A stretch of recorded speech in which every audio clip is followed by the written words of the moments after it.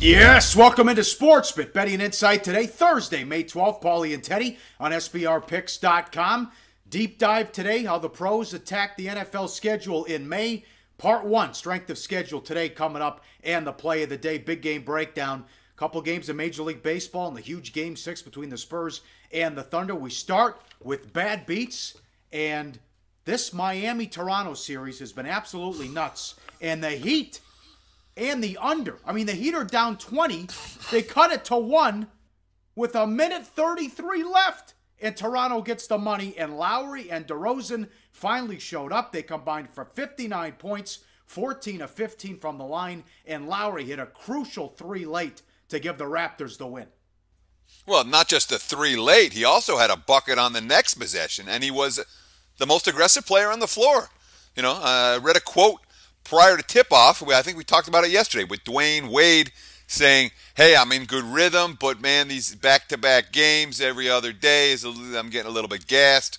You know, and we talked about who wants the ball during crunch time. Last night, it was Kyle Lowry. Let's give him credit.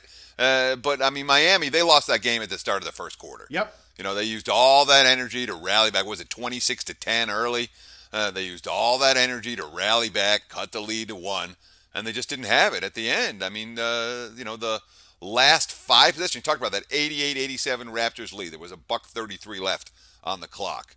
Toronto scored in their final 5 possessions, and that was all Lowry and DeRozan. The last one, though, Pauly, really pissed you off. Oh, sure. I had 189 under. I mean, DeRozan, I think it was either Ross, I can't remember who it was for Toronto. They're standing on the other end of the floor, waving their arms up, throw it to me, throw it to me. And obviously, if he does, they'll just dribble the clock out because there's not a Heat guy around him. Nope, I need 2 more points to pad my stats. DeRozan holds on to the ball so the Heat foul him.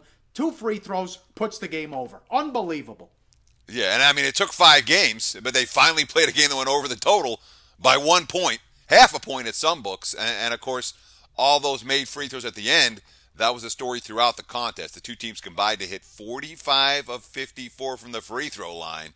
If you had the under, that was a real tough beat. And for Miami, I mean, the non-Dwayne Wade problems continue. Yep. Players other than Wade last night, 25 of 63 from the floor. Now 6 of 44 from three-point range over the last 3 ball games. Miami's got to hit some threes if they're going to win the last 2 games of this series. Why does Toronto go into prevent offense in the 4th quarter? And Lowry takes a shot as the shot clock expires, and they run it down to 1 almost every possession. You're asking the wrong guy. I mean, Dwayne Casey does not have a history of postseason success prior to this year.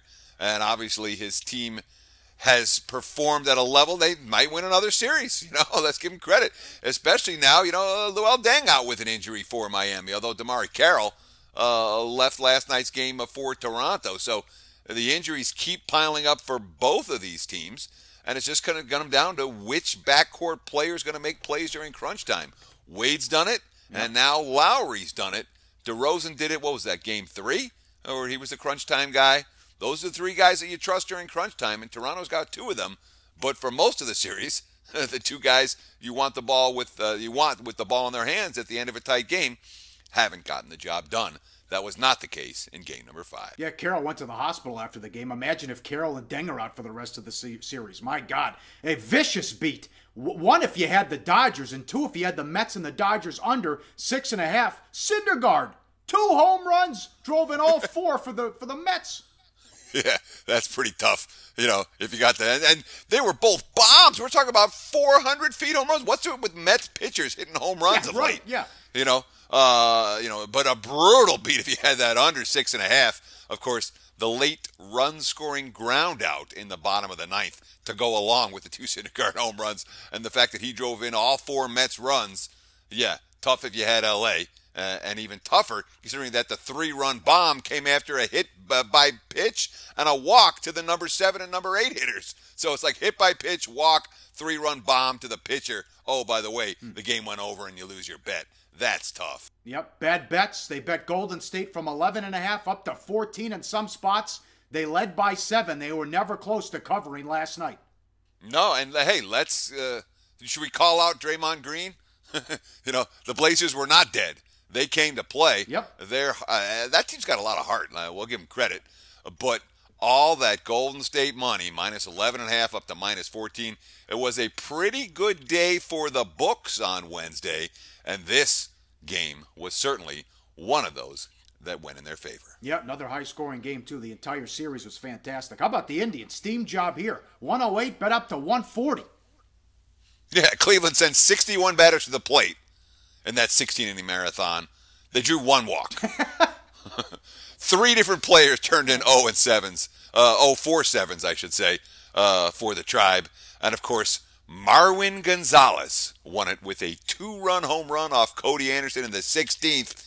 Yeah, Cleveland, they were on the right side. They were a bad bet. How about the Phillies? The Braves finally, they were 1-16 at home. They get the win, and their first win as a favorite.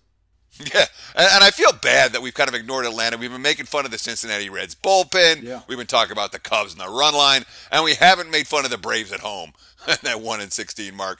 But we certainly can't today after they won yesterday. The first win, as you mentioned, all season. They've only been favored 3 times all year, and all in the last week, which tells us that Atlanta starting pitchers are starting to get some respect. And I'll tell you what, Williams Perez last night, 2 hits, no walks in 8 innings. He was dominant. Maybe we'll see Atlanta's pitchers getting a little bit more respect. Something that Drew Martin was talking about in the deep dive on yesterday's podcast. Worth noting, though, still no Braves pitcher has more than 1 win on the season, and they're still playing .250 baseball. And by the way, Atlanta favored at some shops, at the sharp books at first pitch yesterday. Most of the books that cater to recreational players had the Braves as underdogs anywhere in that plus 105, plus 10 range. Now it's time for the Reds bullpen. They blew it again. Yeah, they did. It's fun. It's fun. I mean, you know, it is. Yeah. It's just night after night. Yeah. Let's see. Cincinnati blows a lead, and the game goes over the total. So what happens? Pirates get 1 in the 8th and 1 in the 9th against the Reds bullpen. They rally from 3-run down to win the game. And, of course, you know, Cincy, there's a lot of bad blood, apparently, between the Reds and the Pirates. You look over the last few years, and the two teams, when they play each other, have more hit batsmen than any other teams playing anybody else. So here's that Reds bullpen. 4 different Pirates batters got hit by a pitch, including a couple guys late in the game. Since he's playing who's tougher. Oh, yeah, I'm tougher than you are. Instead of getting outs. You guys are idiots. Get outs. Yep, and you mentioned it was a huge night for the sports books, huge day. The Cubbies get swept at home in a doubleheader. They were 260 in game 1. The bullpen blew it. They were 220 in game 2. They were shut out. And the Cubs, they finally have a 2-game losing streak. It took 33 games for back-to-back losses, the longest streak since the 1929 Philadelphia Athletics. Yeah, Phil, you were around for the Philadelphia Athletic streak in 1929, sure. Weren't you, Paul? Oh, yeah, hell of a club, yeah. Exactly. And, of course, you know, we've been talking about the Cubs and the run line.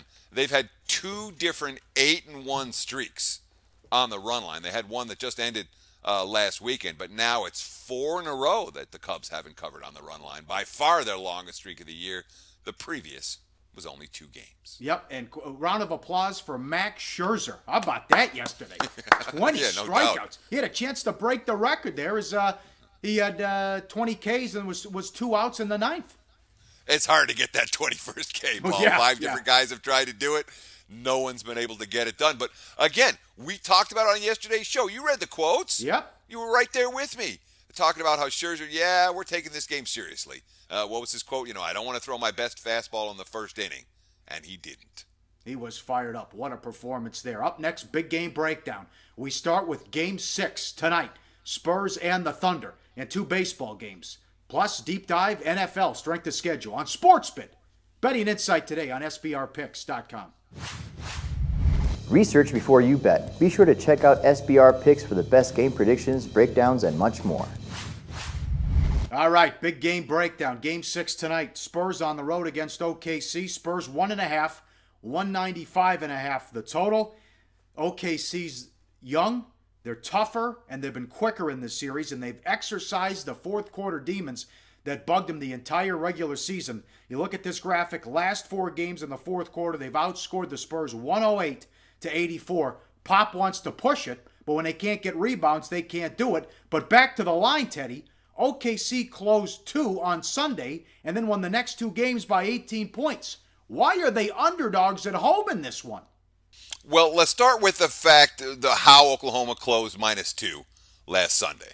That was off a San Antonio win at home. And we saw a ton of Thunder money in a zigzag spot.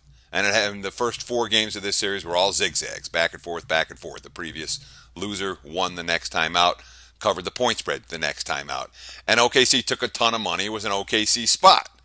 Now, the markets are saying that the basic point spread range for this series, which has been San Antonio in that 6.5 to 7.5 at home, and San Antonio in that -1 to -2 on the road, that basic point spread range isn't going to change in a 7-game series. What you see in game 1, barring significant injury, is what you're going to see right here in game number 6. That same power rating for these two squads hasn't been adjusted, not even 1 iota. Now, we have seen a little bit of Oklahoma City money. Heck, there were 2.5s out there initially off the opener. There were even some 3s that popped up on the Spurs.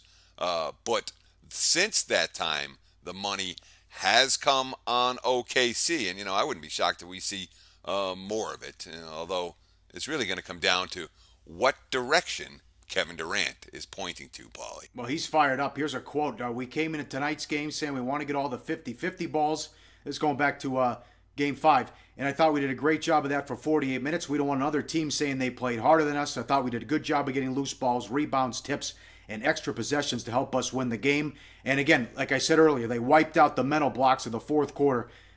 108 to 84 last 4 games, fourth quarter scoring. And again, the duo of Cantor and Adams have been huge. They continue to beat them up on the boards, and a nice job there by Billy Donovan and what they're doing on Aldridge, who was 6 of 21 in the loss the other night.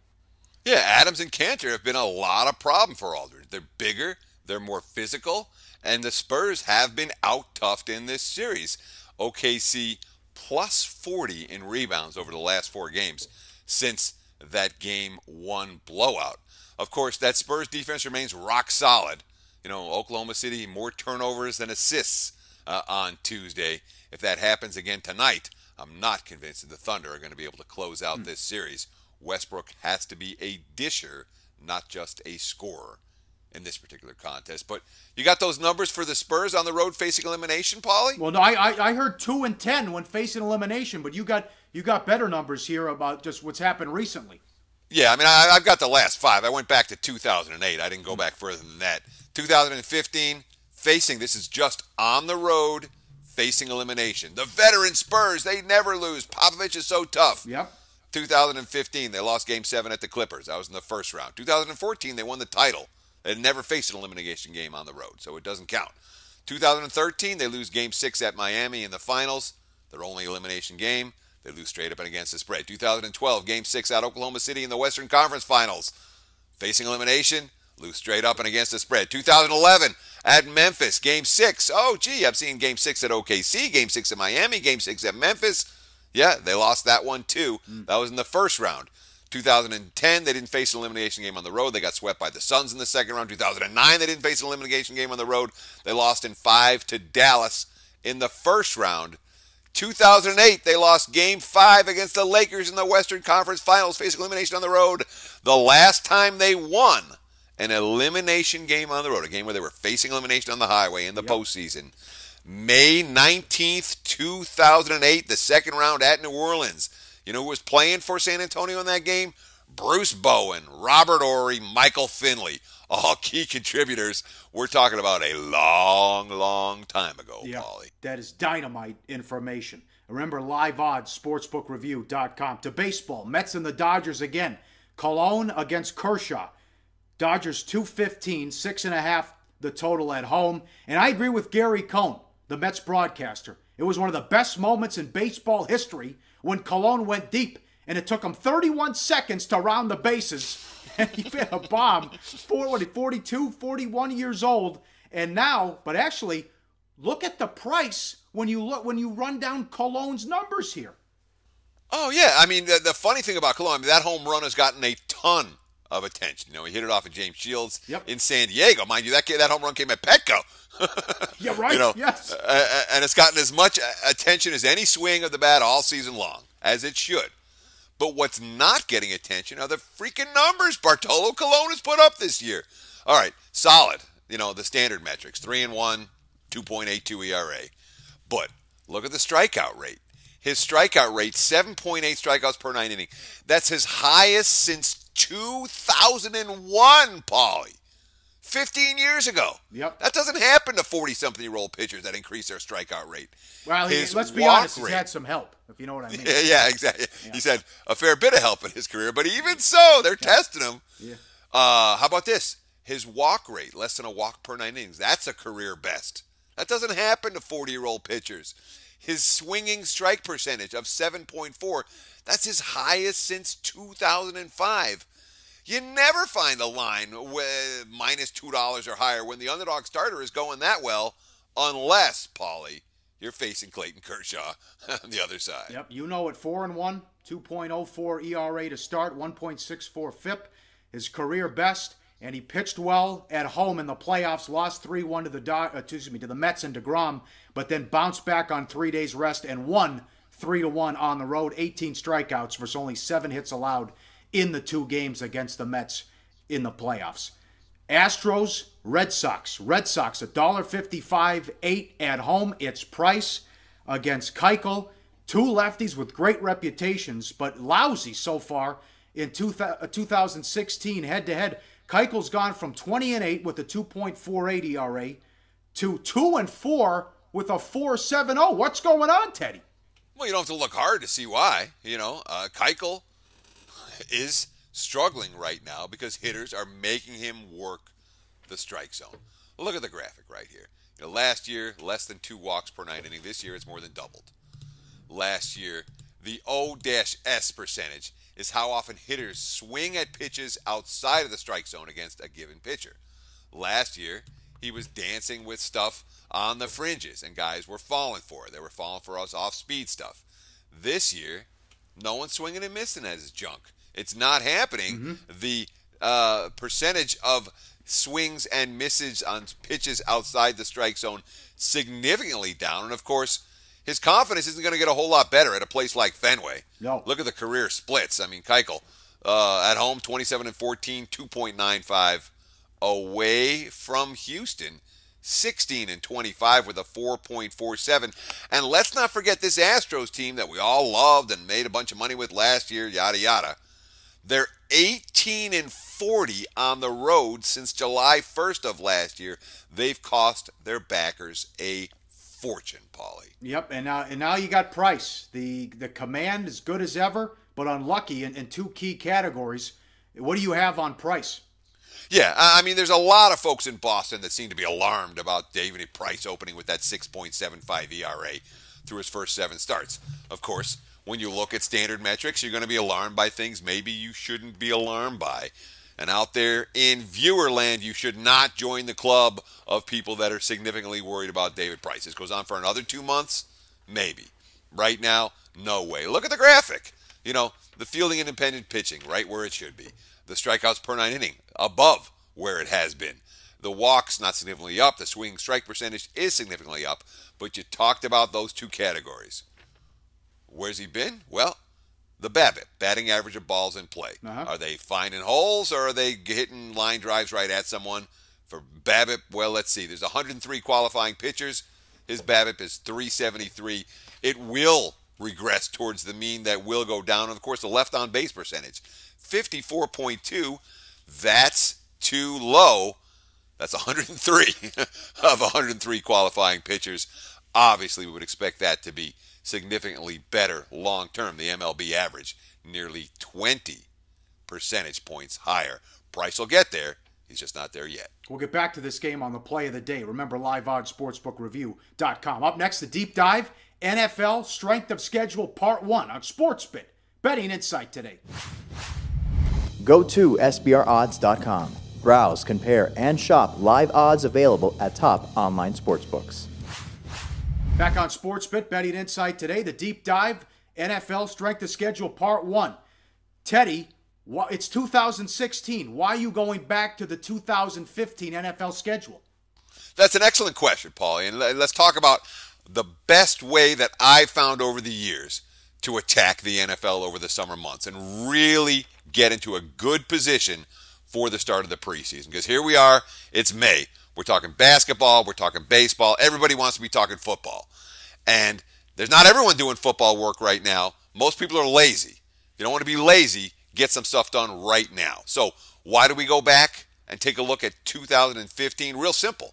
We want to have an accurate assessment of exactly what happened last year so we can start making our numbers for the 2016 season from a good place. If you're starting with bad numbers, you're going to end up with making bad adjustments. So the whole purpose of part one, my first set of activities throughout the summer months in the NFL, for the NFL upcoming season, is about creating accurate numbers from last year so that I start the process with good numbers for this year. How were those numbers and results from last year misleading? Well, shoot. I mean, look. A team's final one-loss record tells us nothing about how good they actually were.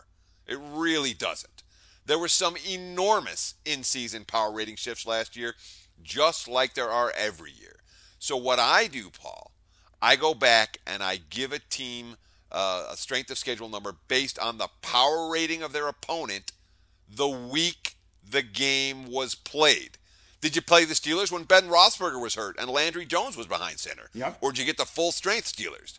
Did you get Dallas with Tony Romo or with Brandon Weeden? Don't you think a win over Dallas with Romo is worth more than a win over Dallas with Weeden? Did you get Atlanta when they were red hot to open the season, going 6-1? Or did you get the Falcons when they were in free fall over the back half of the campaign, going 2-7? Did you get the Colts with a healthy Andrew Luck, or the Colts when Luck was out and Indy was hopeless? Did you get the Chiefs early when they were 1-5 and falling apart and their confidence was shot? Or did you get them late when they were the hottest team in the NFL this side of Carolina? Did you face the Ravens early, or did you get them down the stretch when half their roster was on the IR? What about the Redskins? Did you get them when they were off to a slow start, or when they were red hot down the stretch? Did you get Cincy with Andy Dalton, or with A.J. McCarron? I could go on and on and on. There's a huge difference between the same team that you might have played in week 2 versus in week 15. Enormous difference in the quality of win or loss that you had in that in that ball game, and to actually put those in numerical fashion gives you an edge over the books, and more importantly, over the rest of the markets who are too lazy to do this stuff. Yep. They don't do it. Yep, and the mainstream numbers are very clear. Based on the final records last year, Dolphins, Jets, Jacksonville, Washington, Carolina, and the Titans played the 6 easiest schedules. Detroit, Chicago, Green Bay, Seattle, St. Louis, and San Francisco played the 6 toughest schedules. What did your numbers say? Well, exactly, and that's the key, is what are the differences? Well, my numbers show on the easy side, Arizona, the easiest schedule in the NFL last year, mind you, from that tough NFC West slate. Wow. Not the Cardinals last year. They got everybody at the right time. Arizona, Carolina, Jacksonville, KC, Tampa, and Miami. They faced the very easiest slates in 2015. The Jets, the Falcons, the Ravens also faced much easier than average slates. Those teams, I just listed 9 of them, all of them should grade out at a notch or two lower than their final records would indicate for 2015. And then we talk about some of the the hard squads. Let's see. My 7 toughest slates for 2015. The Browns, the Bills, the Cowboys, the Redskins, the Steelers, the Giants, and the 49ers. And yet, when you look at the Redskins' aggregate numbers from last year, you look at the mainstream numbers, the standard formulas are going to show they faced one of the easiest schedules in the NFL.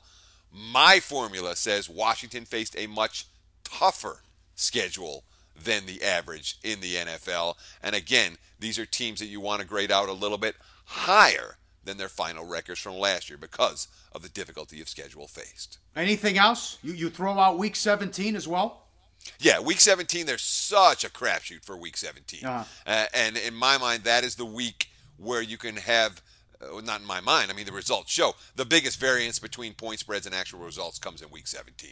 And it's difficult to gauge you have teams that have clinched, you have teams that haven't, teams that are trying, teams that haven't, that aren't. I throw the whole thing out and rely on the first 16 weeks of the season for my numbers. Yeah. It's a formula that's worked for me over the years, Paul, and not something I plan on changing. No doubt. I can't believe the Arizona numbers. That's staggering. And that's the thing, that, the numbers, these are all personal. They're based on my power rating numbers on the week, the game that was played. Yeah. But using this formula gives me a great place to start from tomorrow in part 2 of this deep dive. I'll show you what I do next. All right. Looking forward to that. That's great info, as always. Play of the day, money time. Back to the Red Sox and Astros. What are we doing? What do we got to do? Well, we just told you in the big game breakdown all the problems that Keuchel's having, and there are problems that are not likely to be solved immediately. Meanwhile, here's Boston, and we talked about the problems that Price has been suffering through, and those are problems that should be solved fairly easily. Let's go with the Red Sox right here. You can get them minus 155. I wouldn't talk you out of playing them on the run line, minus 1.5 at plus 140. Obviously, a better return on investment in the way Boston has been clocking opposing pitchers this week. Boy, they had a real nice series against Oakland offensively. Run line makes sense, but let's grade ourselves off the Red Sox minus 155 as the official play of the day for Thursday.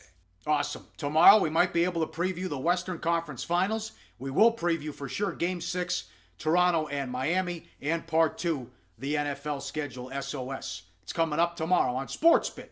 Betting Insight today on SBRPicks.com.